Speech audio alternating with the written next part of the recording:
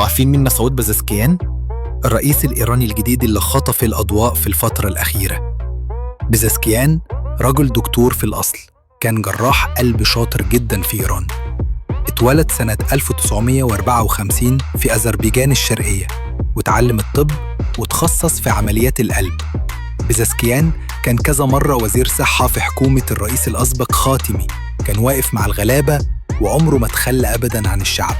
فاز في انتخابات الرئاسة في 24 في وقت حساس جداً. إيران كان عندها أزمات داخلياً وخارجياً، لكنه وعد ببرنامج إصلاحي يخلي الشعب يتنفس ويعيش في إيمان أكتر.